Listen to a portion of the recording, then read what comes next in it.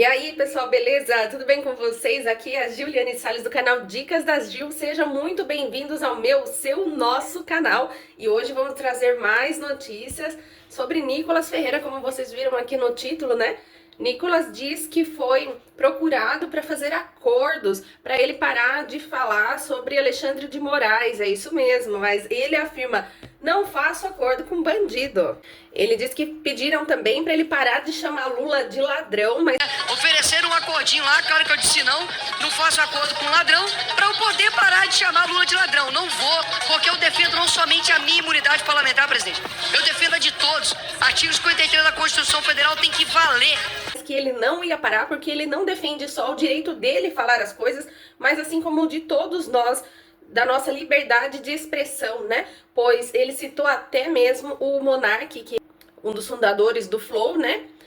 Que teve o seu cancelamento por algumas coisas que ele falou, que a gente não pode repetir aqui, senão a gente também é derrubado no nosso canal e a gente é cancelado também, né? E aí ele mostra um pedaço, né, de vídeo do Lula chamando outra pessoa, né, de acima do peso. Eu também tô procurando não falar essa palavra, de acima do peso, mas se o Monark foi processado e foi pedido de prisão pra ele, porque ele chamou não sei quem de gordola. O Monark foi condenado à detenção de 1 ano e 2 meses por ter chamado o Flávio Dino de gordola. Olha só que engraçado, né? Se você chama o gordo de gordo, você toma um processo. Se você chama o gordo de magra, é fake news. Eu confesso que eu não consigo entender mais o Brasil, é inacreditável. Mas, se for o Lula que chamar alguém por esses apelidos pejorativos, né, de quem está acima do peso, aí pode. Ele falou assim: perdão, a gente pode falar assim, isso, se você for o Lula. Se você for o Lula, você pode falar. E ele tá nervoso, e como não ficar, né? Nós também ficamos, porque infelizmente estamos perdendo a liberdade de expressão cada dia mais. Ele completa dizendo: se você chama o acima do peso de acima do peso, aí é crime, mas se você chama de abaixo do peso, aí é fake news, né? E completa também: mas como que pode, todos esses anos, durante 4 anos, todo mundo ficar chamando Bolsonaro de genocida, de fascista? Podem chamar quem for da direita de tudo quanto é nome, né? Assim a gente vê também na questão do Pablo Marçal, por exemplo. Quando ele chamava o Boulos, né, de farinheiro, aí o que acontecia? Derrubavam as redes sociais dele, sendo que isso não é imputar crime à pessoa, porque ser usuário não é crime. O que é crime é você vender, né? Mas quando o Boulos ou o Nunes chamava o Pablo, que é direita, de ladrão, e falavam coisas dele sobre o passado dele que ele já cansou de explicar, e chamavam ele de ladrão e de ter envolvimento com o PCC, aí podia, né? Então é difícil, gente. A gente que é de direita, a gente vê como que são as coisas, como que o nosso povo sofre, e principalmente também quem tá lá querendo lutar pelos nossos direitos, né? Como o Nicolas Ferreira está sempre colocando a cara a tapa. A gente vê que ele não tá lá só por dinheiro, ele tá lá para querer realmente ser a nova política desse país, mas é difícil. A gente vê o quanto que ele sofre para defender os interesses. Então, minha gente, e Monark então foi sim condenado a 1 ano e 2 meses de prisão por ter chamado Flávio Dino de gordola, que é um apelido pejorativo para quem é acima do peso. E hoje essa sociedade mimizenta, né? Porque, tipo, eu sou acima do peso também desde criança, vivo lutando contra a balança, né? Uma hora estou menos acima do peso, outra hora estou super acima do peso. Não posso nem dizer que algum dia estive no meu peso ideal. E como eu tive bullying na escola. Nossa, eu ia até falar assim, como eu sofri bullying na escola, mas na verdade eu fui vítima de bullying, mas sofri, eu não posso falar pra vocês que eu sofri o bullying, porque naquela época, eu tenho 37 anos, né? Parecia que era tudo uma brincadeira. Tem pessoas, claro, que podem ter sofrido coisas mais sérias, que podem dizer assim: ai, afetou meu psicológico. Mas eu posso dizer pra vocês que não. Se tem uma parte do meu psicológico que foi afetado na parte do psicológico que afetou a parte física, causando compulsão alimentar, eu vou contar pra vocês. Não foi na infância, não, quando eu ia na escola e praticavam bullying contra a minha pessoa. Foi quando, aos 19 anos, eu me casei pela primeira vez com um rapaz que era 15 anos mais velho do que eu, extremamente magro, e eu não era tão acima do peso assim. E também porque eu sou uma acima do peso, que tem a cintura fina, tal, então não parece muito o peso que eu tenho. Imagina, hoje com 37 as pessoas não acreditam no peso que eu peso. Imagina com 19. Então, assim, era corpão pra época, sabe? Era corpão. E ele me chamava de gorda, ele vivia. E ele me chamava de acima do peso, não quero falar a palavra, né? E me impedia muitas vezes de comer o que eu queria. Daí eu passei a comer escondido quando ele ia trabalhar. Eu também já trabalhava, tá? Mas a gente trabalhava em horários diferentes. Então, quando ele trabalhava de madrugada, aí que eu ia comer as coisas que eu gostava. Na época eu passava aquele carro de 5 sorvete por R$1, 5 picolés, né? Ele comprava 5, me dava só um e comia os 4 na minha frente no final de semana e falava que eu não podia. Eu, na época, pesava 65 quilos, eu tenho 1,60 m de altura. E ele falava assim, quantos quilos você tá já? Uns 100? Imagina hoje que eu tenho quase 100, né? Glória a Deus que hoje eu tenho um marido que é magro também, mas que gosta de fofinha, né? Que não tem esse problema e pelo contrário, né? Posso comer o que eu quiser na frente dele, jamais, jamais ele faria qualquer coisa ou de brincadeira ou seriamente voltado pra esse tipo de coisa, né? Então, só que na infância mesmo, as coisas que eu passava, os meus próprios primos tiravam sarro e eles eram magros demais também. Talvez fosse isso que parecia que eu fosse acima do peso demais. Porque quando você já é acima do peso, mas aí está perto de uma pessoa que é muito abaixo do peso, dá muita diferença, né? E aí, mas eu não posso falar assim pra vocês, eu sofri com isso. Não, o trauma foi vir mesmo depois de casada, depois com 19, 20 anos, sabe? E eu só fui refletir sobre isso anos depois com terapia, por causa de outras coisas, né? Eu nunca busquei terapia por causa do meu peso. Eu gosto muito de comer bem, eu amo doce, então eu não posso falar assim pra vocês. Eu não sei porque eu sou assim. Eu sei sim, eu sei o motivo de cada quilinho que tem aqui. Mas, infelizmente, o Brasil agora tá complicado, né? A gente não pode falar, até mesmo aqui no vídeo, olha só, eu tenho que ficar prestando atenção nas palavras que eu falo para que não corte o alcance do vídeo. Imaginem as pessoas públicas, né, que tem que falar todo dia, se deslizar um pouquinho já era.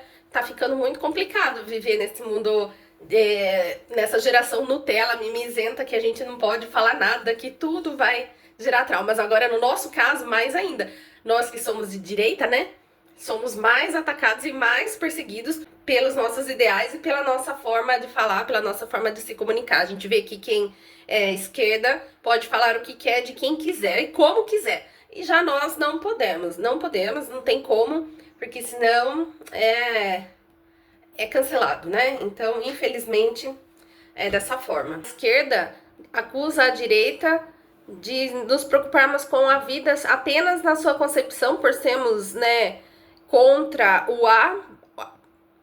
não posso falar a palavra aqui, que a direita não se preocupa com o restante da vida, com a continuação da vida da pessoa. Mas ele refuta dizendo que é totalmente o contrário, porque enquanto a esquerda prega que eles podem tem a liberdade total para usar entorpecentes, para fazer o que quiser, faça o que quiser, assinado Satanás, ainda ele disse, né?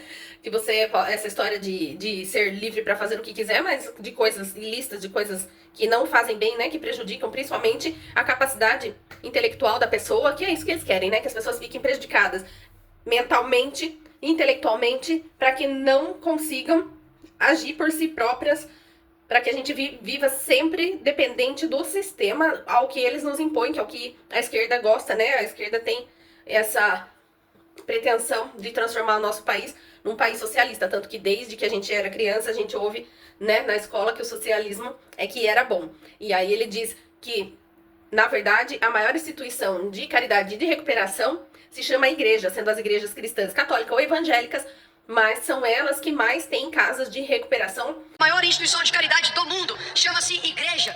E você nunca vai ver uma creche chamada Creche Frida Kahlo. E que também recuperam pessoas, né, de situação de rua, enquanto a esquerda mesmo não está nem aí para isso. Eles têm pautas, por exemplo, os feministas, pautas de ideologia de gênero, mas aquilo que importa realmente para a sociedade, para que tenhamos jovens que se tornem adultos de bem, isso eles não se importam. Só estou fazendo o vídeo nesse formato para que eu possa ter mais facilidade para cortar ele e colocar em outras plataformas também. E assim também quem está assistindo pelo celular vai conseguir assistir de uma forma melhor. Para quem tá vendo no computador vai ficar um pouco menor, mas não tem problema porque o que importa é o que eu estou falando e não o que eu estou mostrando, né?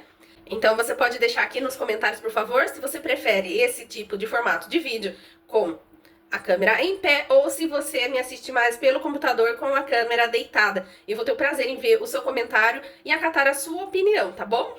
Esse canal aqui é meu e seu, então é você que manda, ok? Inclusive, falando isso sobre a vida após a sua concepção, a vida ou a retirada dela, eu quero até falar com vocês aqui sobre uma coisa que eu sempre comento no meu salão com as minhas clientes. Eu falo, vou gravar um vídeo falando isso e acabo esquecendo de gravar, mas como tivemos um gancho para esse assunto, por exemplo, eu tenho 2 filhos e para tê-los de parto cesárea, a primeira vez eu tinha um bom convênio e na segunda vez que eu estava sem convênio, pois eu sou autônoma, né? Então eu procuro utilizar o máximo do SUS. Eu não pago ainda um plano de saúde, pois eu procuro pensar, eu tento ao máximo que posso utilizar o SUS, porque eu procuro pensar que o SUS não é de graça, que o SUS é pago e já está pago pelos meus impostos, então eu tenho mais é que usar mesmo e corro atrás do máximo que eu puder de exames e consultas e cirurgias, se assim necessário, inclusive já fiz, né, cirurgias pelo SUS, porém eu tinha muito medo de parto, eu queria ter filhos, depois, né, na idade em que eu quis ter filhos, que quando jovem eu dizia que não ia ter, depois quando eu decidi ter, eu tinha muito medo do parto, inclusive quando era jovem eu falava que não queria ter, mas eu tinha muito medo do parto, né, então no primeiro filho eu tinha um excelente convênio, pois eu estava trabalhando de CLT, e eles tinham um excelente convênio e descontava pouquinho do salário. E eu tive o prazer de conhecer um excelente médico, no qual eu fiz a cesariana. Aí você me pergunta, mas tinha necessidade de fazer cesariana? Não, não tinha, mas eu queria, porque eu tinha medo. E na minha segunda menina, que está segunda menina, não, primeira menina, segundo filho, né? O primeiro é menino, que está com 3 aninhos, eu estava sem o convênio, sem plano de saúde, e qual estou até hoje sem, e eu tive que pagar. Então, eu e meu esposo fizemos força de trabalhar mais pra gente poder pagar particular a cirurgia com o mesmo médico pra fazer a cesariana, pois ainda mais que eu tava com mais idade, né, eu tava com 34 anos já e ainda acima do peso, com diabetes gestacional também, e problemas de circulação. Eu fiquei usando aquelas injeções na barriga para circulação, para poder proteger a placenta e o bebê, pois pessoas que têm problemas graves de circulação podem até vir a perder o bebê, né? E eu tive que pagar o parto, pois pelo SUS não iriam fazer a cesariana, entende? E por que eu tô falando disso? Porque assim, as feministas não defendem tanto as pautas do meu corpo, minhas regras. E só que eu reparo que essa história de meu corpo, minhas regras, só funciona pra quem não quer ter o bebê, pra quem quer ceifar a vida da criança dentro do ventre. Agora, pra quem quer ter o seu bebê, não é meu corpo e minhas regras. Se você vai lá no SUS, você acaba perdendo a sua vida porque eles te forçam a fazer um parto da forma que eles acham que seja melhor. Não somos nós, mães, que podemos estudar sobre o tipo de parto que queremos e escolher. Mesmo o SUS já estando pago, a gente tem que ir lá e ficar esperando, como muitas pessoas eu já vi, e inclusive conheci mulheres que infelizmente, da minha idade, que perderam a vida, estavam com a gravidez ok, mas que, beirando a hora do parto, não fizeram parto cesariana, e a pressão da pessoa que sempre foi ok durante a gravidez, a pressão subiu, porque a pessoa pode não ter problema nenhum de pressão, mas quando ela começa a chegar a hora do parto e ela vê que o bebê não vai sair sozinho, que não tá dilatando, que não tá dando certo, e que ela não tem essa opção de falar, eu quero uma cesariana, tem que ficar esperando eles colocando um monte de remédio, de soro com remédio pra você sentir dor, pra ter dilatação, e chamam isso de parto normal. Pra mim isso não é normal. Normal é índio, que faz parto de forma totalmente natural. Aí sim é normal, né? Os índios raiz, né? Que tem lá nas suas tribos os seus bebês de forma mais natural possível. Aí sim é natural, é normal. Agora, da forma que eles fazem, induzindo dores, induzindo parto com remédios, tendo que fazer cortes nas partes íntimas, deixando a pessoa sofrer por horas e horas, chegando a dar 24 horas de sofrimento e colocando o bebê em sofrimento também. Muitas mães estão morrendo jovens, vocês têm que parar pra ver, e a gente tem que protestar sobre isso, pois voltou ao tempo antigo. Tem muita mãe jovem morrendo de parto, gente, sendo que hoje em dia, com toda a tecnologia, com tantas opções, com impostos caríssimos que a gente paga pra utilizar o SUS, mães jovens morrerem de parto, isso é absurdo, isso é inaceitável. Cadê as feministas nesse momento? Pra falar meu corpo, minhas regras, pra lutarem por leis mais fortes na hora do parto, pra que a mãe possa escolher Para que a mãe possa dizer, eu quero uma cesariana, eu não quero passar por esse momento de dor. Eu quero marcar cesariana com 2, 3 dias antes para eu não sentir essa dor e não passar nervo. Porque não é questão de sentir dor, a mulher foi feita para isso, a gente aguenta a dor. O problema é que de tanta dor e o seu psicológico vendo que não tá funcionando, que não tá, o bebê não tá encaixando, não tá vendo dilatação, não tá vendo encaixe, a pressão da mulher sobe e ela vem a óbito. E quando eles conseguem salvar a mãe, porque daí eles vão fazer cesariana de última hora, né? Quando eles conseguem salvar a mãe, eles não conseguem salvar o bebê. E às vezes não conseguem salvar nenhum dos dois. No momento que eu tô fazendo esse vídeo, tem uma bebê internada, sobrinha de uma cliente minha. E quase que a mãezinha de 18 anos é jovem. Quase que ela também perde a vida. E agora ela saiu do hospital, mas só a bebezinha tá lá. Por quê? Por mais esse tipo de negligência que ninguém fala, que ninguém toca nesse assunto. Então eu te peço, por favor, compartilhe esse vídeo. Vamos falar mais sobre isso. É inaceitável, pelo tanto de imposto que a gente paga, a gente não poder escolher meu corpo, minhas regras na hora da gente ter o filho que a gente tanto quis, que a gente tanto esperou. É meu corpo, minhas regras só pra quem quer tirar a vida da criança. Agora, pra quem quer dar a vida a uma criança, não existe meu corpo, minhas regras. Aí tem um monte de pai jovem criando filho sozinho, porque, infelizmente, a mãe se foi. Ou, muitas vezes, há uma mãe que fica chorando porque o filho se foi. E isso fora uma outra coisa, né, que não tem a ver com a hora do parto, mas com mães que sofrem a perda da vida do bebê espontaneamente, quando ele ainda é precoce dentro da barriga e que não dá pra salvar. Agora estão com uma mania de deixar por dias e dias pra que o feto saia sozinho. Como isso, meu povo? E parece que tá se tornando normal. Eu tenho salão de beleza e todo dia eu recebo mulheres, né? Então são conversas comuns dentro do salão e sempre conta uma pra outra, tá se tornando cada vez mais comum. E até youtubers mesmo, eu já vi também que já aconteceu isso com ela mesma. Youtuber famosíssima, que perdeu o bebê e teve que ficar esperando. Teve que ficar esperando sair. Em vez de eles fazerem a limpeza, tem que ficar esperando sair, tomando remédio pra sair. Gente, ninguém para pra pensar no psicológico. Como que uma mulher volta pra casa e chega a ficar semanas, com seu bebezinho sem vida dentro dela. Ela que tinha o sonho de ter um bebê, tem que ficar com o bebê sem vida dentro dela. Como que essa mãe vai dormir? O que vai fazer no psicológico dela? Vai acabar com o psicológico dela. Ela pode até ter medo depois de ter de tentar outra gravidez. É inadmissível, gente. É inadmissível. E aí a gente tem que aguentar a esquerda e as feministas dizendo que meu corpo, minhas regras. Meu corpo, minhas regras, o caramba, é só pra aquilo que interessa pra elas. Porque a maioria das feministas, na verdade, nem são femininas, né? A maioria torce pro outro time. Então elas nem se preocupam com essa parte de parto, de nascimento de criança. Ai, gente, eu fico até suando de nervoso quando eu falo disso. E eu agradeço a Deus por eu ter tido a oportunidade, né? De poder trabalhar até o final da gravidez pra poder... E meu esposo também, né, de estar com emprego, pra poder a gente ter pago o parto. E não ser com médico particular. E aí eu ia no SUS e no particular, porque ele tinha que acompanhar, não podia chegar lá pra ele só, faz o parto, né? Ele tinha que saber qual era a situação. Tanto que no SUS ninguém descobriu. Eu fui, dei entrada no pronto atendimento com trombose e ninguém se preocupou em proteger, em me dar anticoagulantes pra que fosse protegida. Eu ia perder a minha filha. E aí eu liguei pra ele e foi aí que eu comecei a passar com ele de novo, o mesmo que eu tinha tido meu filho. Eu liguei pra ele e falei, ó, estou aqui no pronto atendimento do SUS e com isso. E aí ele falou, vem pra cá. Daí eu fui na clínica dele e pediu muitos exames e passou os tratamentos. E mesmo sendo um médico particular, conseguimos a carta também para que eu conseguisse a medicação pelo SUS, pois é uma medicação muito cara, essa medicação de anticoagulantes, né? Inclusive, se você não sabe disso, mesmo você que tem convênio ou que pagou um médico particular, mesmo essa receita ou esse pedido de exame tendo sido gerado por um médico particular, o SUS tem sim a obrigação de fornecer o remédio para você, se ele estiver dentro dos medicamentos fornecidos pelo SUS.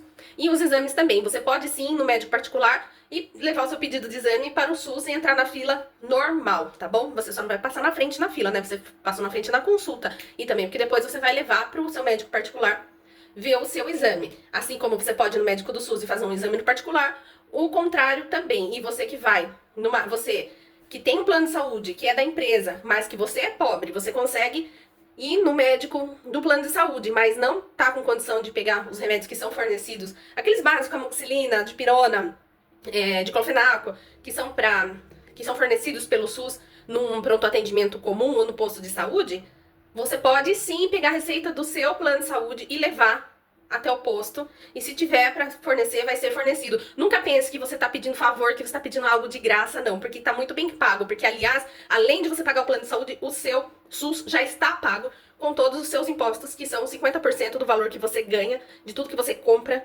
são impostos, tá bom? Então, vamos continuar, vamos voltar aqui sobre o Nicolas, sobre o que o Nicolas estava expondo. E ao final ele expõe, Alexandre de Moraes, dizendo que a maior prova de que a esquerda não se preocupa com a vida das crianças, nem dos adolescentes, é que tem uma criança, que é uma das, né, mas uma criança que fez um vídeo implorando para que Alexandre de Moraes solte o seu pai e o seu avô, que estão presos desde as manifestações de 2 de janeiro. E ela até chora aí pedindo, implorando para que solte o seu pai e o seu avô. Eu coloquei esse vídeo do depoimento completo da menina aqui nos vídeos curtos aqui do meu canal mesmo. Esse vídeo ficou longo, tá? Eu vou colocar um pedacinho aqui no final para que você possa ver, mas para conferir ele completo, você vê aqui nos vídeos curtos do meu canal. E é de cortar o coração, né, gente? Até me embarga a voz de falar sobre esse vídeo. Sobre o que essa criança deve estar sofrendo, o que deve estar causando. Isso sim, não é coisa de chamar de acima do peso, ou de abaixo do peso, ou disso, daquilo. Isso sim tá afetando a vida psicológica de uma criança. E a esquerda não tá nem aí. É muito triste, sim. Sentimos muito por isso e esperamos que... Vamos compartilhar bastante esse vídeo. Pra você compartilhar o vídeo completo do Nicolas e da menininha falando, é lá no Instagram do Nicolas Ferreira, tá? E compartilhe com o máximo de pessoas que você puder, pra ver se a gente consegue sensibilizar o coração desse homem, pra que solte o pai e o avô dessa menina e também outros pais e outros avós que estão lá cumprindo cadeia. Não que não seja devido, né? Se a pessoa faz coisa errada tem que cumprir, mas não penas tão duras pra algo tão ínfimo que nem mudaria a Constituição e que nem mudaria a nossa democracia, né? Como diz o Nicolas, que democracia é essa? Tão fraca que acha que ia se romper por causa de manifestações. Então é isso, gente. Olha, eu quero agradecer a todos vocês pelos quase 3 mil inscritos aqui no canal. Se você ficou nesse vídeo até o final, nossa, é um obrigado duplo, assim. Deus te abençoe muito mesmo. Eu tô trabalhando muito pra que esse canal dê certo, tá? Eu tenho meu salão de beleza. Eu ainda tenho também, junto com o salão, um brechó, no qual eu faço atendimento online para a venda de kimonos, de judô e de jiu-jitsu. Sou uma empreendedora brasileira, né? E ainda tem esse canal. Nos momentinhos, assim, de horas vagas onde não tem uma cliente, entre um cliente e outra, entre uma cliente e outra, e que as crianças estão na escola, ou quando eles vão brincar um pouco na casa da vovó, eu corro fazer aqui um vídeo pra vocês, tá? E espero estar podendo fazer cada vez mais. E tem gente que pode achar que 3 mil... E tem gente que pode achar que 3 mil inscritos é pouco.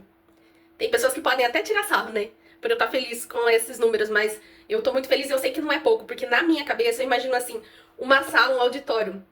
Coloca 3 mil pessoas lá dentro, é muita gente, então é muita gente me ouvindo, é muita gente se importando com aquilo que eu tenho trazido aqui, com as ideias que eu tenho trazido, e eu fico imensamente feliz por cada um. Então eu oro por vocês, abençoo vocês e peço que Deus abençoe a cada um, porque não são números. Eu sei que cada inscrito é uma pessoa, e é uma pessoa que tá aqui formando uma comunidade, que são pessoas que gostamos e que compartilhamos das mesmas ideias. Por isso eu agradeço mais uma vez e peço que compartilhe, dê like, deixe o seu comentário, inclusive me fala da onde você está assistindo esse vídeo para eu saber aonde esse vídeo tá chegando, onde tanto ele tá chegando, tá? Deixa o nome da sua cidade, estado ou país aqui nos comentários, tá? Muito obrigada, um beijo, fiquem com Deus, tchau!